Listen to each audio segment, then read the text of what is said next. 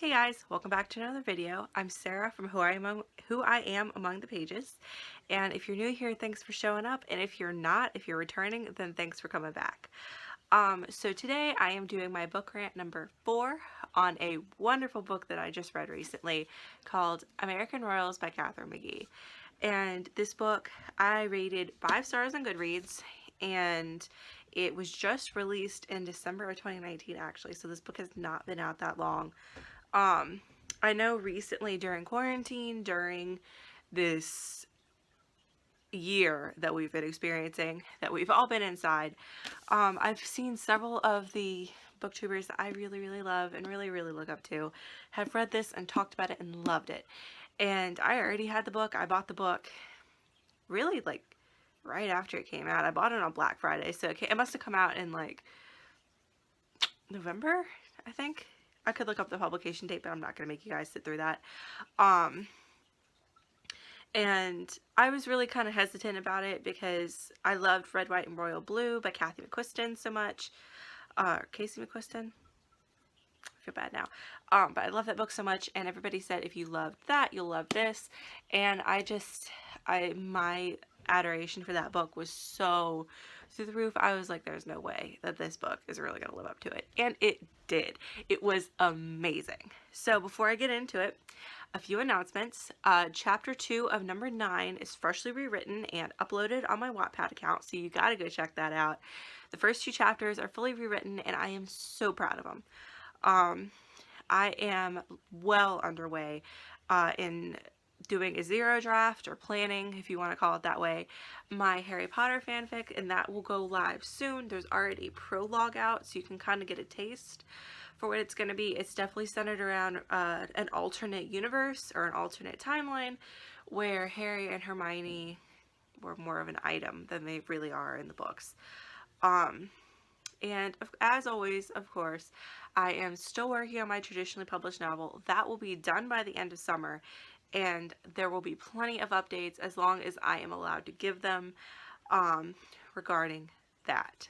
Because hopefully I'd love, in my dream world, by the middle of next year, to have an agent and be working on getting that onto store shelves. I love the story, and I'm so excited for you guys to read it. I wish I could put it on Wattpad, but then I've already used the original publication rights, and it gets into a mess. But before I go ranting about anything else, let's get into this book.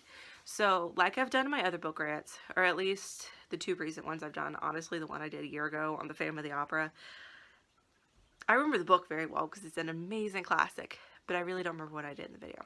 So forgive me for that. But so this part of the video should be less spoilery. I'm going to try to get through a basic plot summary without ruining the book for you. But if you haven't read it and you're dead set on reading it, just click off the video, because I really don't want to be the guy that ruined Harry Potter for me in the 4th grade, because that guy was a jerk and I will never forgive him. So I really don't want to be that person. If you're really dead set on reading this without knowing anything about it, sorry about that, guys. My phone, I film on my phone, and unfortunately, like every other Apple product, it seems to have the worst time of running out of memory when you're in the middle of something. So cleared up some memory, took a few minutes, but we are good now. Hopefully I can get through this without any more interruptions, but today just seems to not be a good filming day. But nonetheless, I'm going to get into the plot of this. If you don't want to take a chance at spoilers, please click out now. I won't be mad. So if you're continuing from this moment on, I'm assuming that you don't mind potentially being spoiled.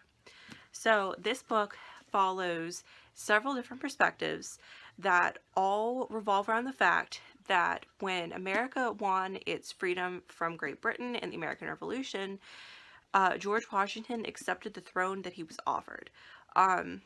It's well known in American history, in case you're not American watching this, that when we won our independence, this is accurate, we won our independence, Washington was originally offered the crown. But he turned it down, saying that, we just escaped a monarchy, I don't want to do that again. He said, I want to be the leader of the people because the people want me, not because, I claimed it. But in this novel, we are reading an alternate history where Washington did accept the crown, and these are his descendants, and then the people around them in the modern day. And this novel is written so it very much could be 2019, 2020. Well, no, not 2020 because the world isn't like up in flames. So 2019, where it's just mild flames.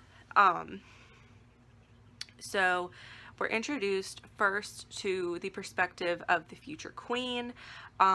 Recently, within the past couple generations or so, it was enacted that the oldest heir of the reigning monarch would become the next head of state, regardless of whether they're male or female. Because, like in her father's case, her father became king because even though he had an older sister, he was the oldest boy.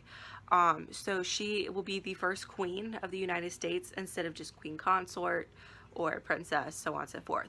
You're also following the perspectives of her younger twin brother and sister, who her sister is definitely the wild child of the family because our future queen is very poised and very professional because she knows she has to be. She doesn't have another choice because she's already being judged so harshly and everything she does makes history.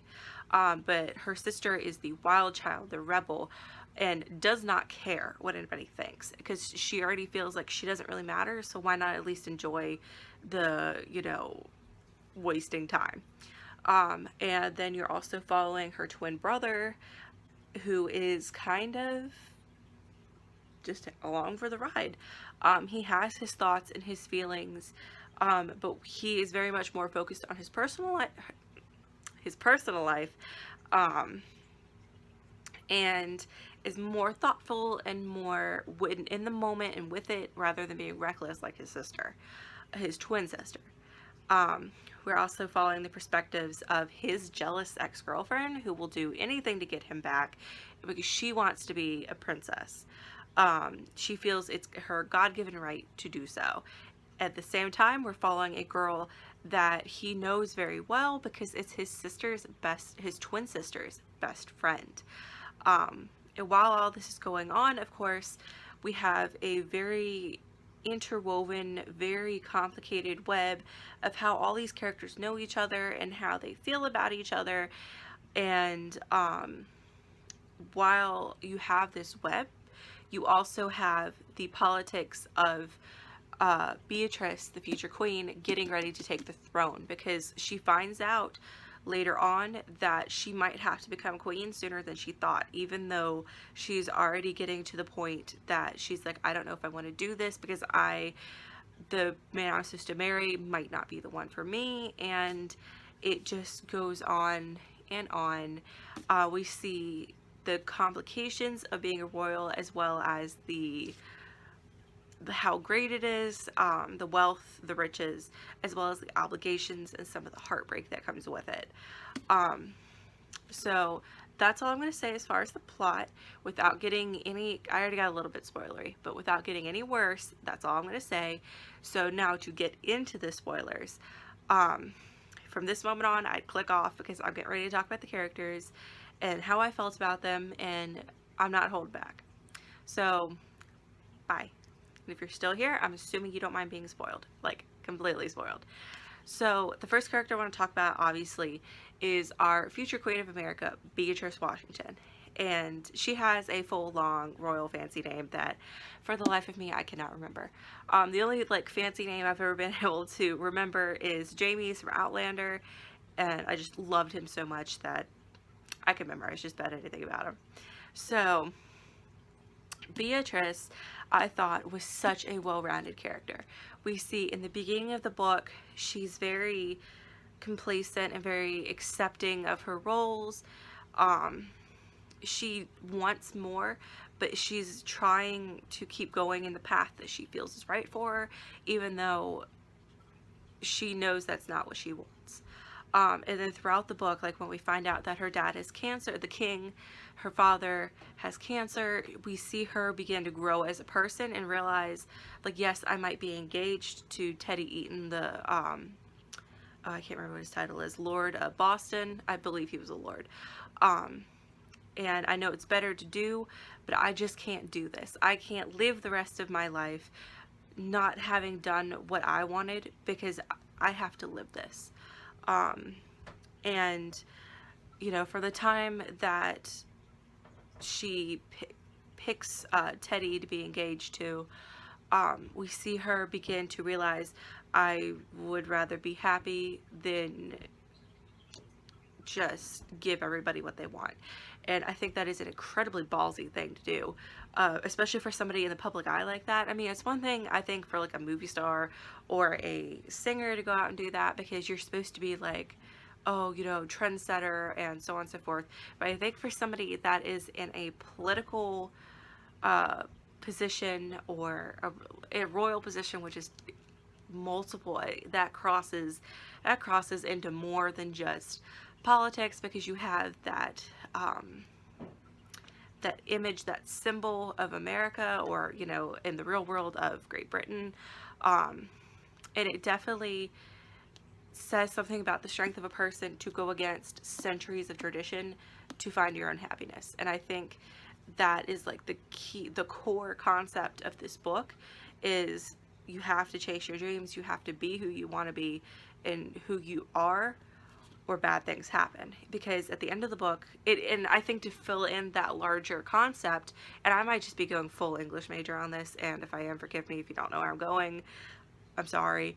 But to flesh out that concept through Beatrice's arc, she finally becomes who she is when she tells her father, like, I don't want to marry Teddy. You know, I'm in love with my guard. I know that's horrible, and I'm sorry, but I am who I am, and that's not. I don't want to do this. We see her become who she is, but we also recognize that there are going to be consequences for our actions, and that is unfortunately her father having I think it was a pulmonary embolism. I am not good with medical terms. There's a reason I didn't go on and become a vet like I wanted to. And we see him die then in the final pages of the book. And I think it's a very powerful idea that we have to follow what we want to do, even if there are consequences. And of course, the book ends with the crowd outside the hospital where her father just died, kneeling down to her, because she's the new monarch. You know, her mother can't take the throne. She's queen consort. Well, not anymore. But Beatrice is now queen. She is only engaged, and she just told her dad last night that she's not marrying him. So the book ends on a wonderful cliffhanger. And I think this idea that we see, this arc that we see in Beatrice, we can also see very well in Samantha, her younger sister, because in the beginning, Samantha does not care. She goes through life just kind of wasting every day. She is wild. She's off the wall. She's making these social media accounts that she's not allowed to have, just to fart around and be a typical teenager. And we see this idea of her, even though she's making this active choice, like in a way that Beatrice wasn't able to, we see her making this active choice to put herself into this box, like this is what she's supposed to be. And then after she meets Teddy, who becomes engaged with her to her sister, meets him at the Queen's Ball right before Christmas, right before he met her sister, actually. And you know, she does something reckless, but that is the key for her to realize, I don't have to be I don't have to be the wild child. I can go on and I can be a support system for my sister. I can be equally important. I'm no less than my sister is, just because I wasn't born to be queen. I'm still somebody. I can be great even if I don't have the title of queen. So that arc again goes all the way through with not Stephanie, geez, Samantha. And you know, and her consequence for this is, you know, she fights with her best friend. She has to let go of all her premonitions about who she was supposed to be, of who of what the world thought of her. And you know, In a very contrasting vein, we also see that with Daphne, because Daphne is dead set on, I'm going to be the princess. I need Jefferson back. Jefferson is Samantha's twin brother. Um, Daphne is the jealous ex-girlfriend. We see Daphne come in. She's like, I gotta be princess. I was made to be. I don't want to hear anything else, so on and so forth. And we see her, she's put herself in this box, just like Beatrice was born into a box. I mean, she has no choice. But Samantha put herself in a similar box with, I have to be the wild child. Well, Daphne has put herself into this box of, I have to be princess. I gotta do whatever I have to do to get Jefferson to be mine. And it's a very powerful thing, at least in my opinion, to see her go from this, I have to get this, I have to get this, to, you know, her drive all the way through the book. It's a steady incline of what she's willing to do. She shows up on the slopes when when the royal family goes on a skiing trip and tries to talk him into things. And, you know, she finds out then at the New Year's Eve party, and I cannot remember what the town's name was. That's horrible. It's in Colorado. It's kind of weird. It's like Tel Aviv. Oh, I can't remember it for the life of me. I know as soon as I quit filming this, I'll remember it. But we see her go through all this, and then her kind of switch moment was when her mother is pressuring her at Beatrice's engagement party to go on and, you know, do whatever you have to get your hands on Jefferson. And then we see, like, what if, should I really do it? Do I really want to do this? And then also, we're at about around the same point in the book where it explained what happened to her best friend that she's visiting in the hospital, and it leaves us wondering, is she going to keep pushing for this? Because now she's seen the king die. She knows she was there when the king died. What's really going to happen? So it's very, you see, I'm not going to go into all the characters, but really most of the characters do have those arcs. And again, I might be going full English major, and if you don't understand what I'm saying, I'm sorry. Because I might be digging too far into this. But the book really does this beautiful job of encapsulating, I can do whatever I want to do. I can be whatever I want to be. Sometimes you just have to have something happen that makes you see that. There has to be this moment of awakening. And overall, I think this book really does tackle the idea that it doesn't, your life does, who you are doesn't define you. Because Nina, Samantha's best friend, goes on and dates Jefferson. That's the girl that Daphne hated because she got the prince. Nina got the prince and Daphne didn't. And you know, we see Daphne, who is trying so hard to get the prince. Well, just because she is a member of the court, you know, Jefferson doesn't want her just because of that. We see Beatrice fall in love with her guard Connor, even though he's not a lord. He doesn't have a title. So this book does an excellent job of tackling that idea that we're not boxed into being a certain type of person just because of where we were born. And I think especially right now, it's a really valuable concept, a very valuable idea. And overall, it's just a very entertaining read, especially getting involved with all these characters' very complex lives. I read this when I was stuck down in my apartment at school, thinking I might have had COVID. It was a very, very good read that was very easy to get lost in. The writing is top-notch. The history that you do get from the book, from this universe, is very convincing. So that's another bonus with alternate history. I haven't read much of it. I have read a Harry Turtledove book, and if you know who I'm talking about, you'll understand when I say about very good alternate history. So yeah, that's pretty much about it. I just wanted to get on here and really talk about the meat of the book, which was in the characters. It was a very character-driven plot, because really you're in the same setting the whole time. You're just hearing these characters' conflicts with one another and the immediate world around them.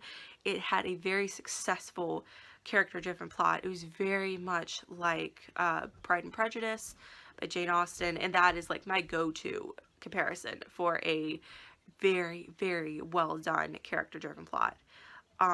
So if you're a big fan of that type of book about like romantic intrigue and interpersonal connections, it's a very good book to read. The characters are very layered and very well done. The politics of the world is really interesting. And it's a good family story too. Like, you know, at the end of the day, you're reading about a mom and a dad and their 3 kids and their kids, boyfriends and best friends, and it's really it's excellently done. So if you're looking for a read to really take you away from anything going on right now, or not right now, even if it's like you're watching this like 5 years from now, it's still an excellent book. The next book comes out in fall of this year, fall of 2020. Definitely pre-ordering it as soon as I can. Hopefully I can get a signed copy of that too, because the edition I have now is signed. So yeah, I'm gonna quit rambling. I'm just about done with my book that I'm reading now, so you'll probably see a book rant on that, because it is very good. I've been kind of surprised in the past like 100 pages. So I'm going to quit rambling so you can get on with your day, and I'm not bothering you anymore. So I'll see ya.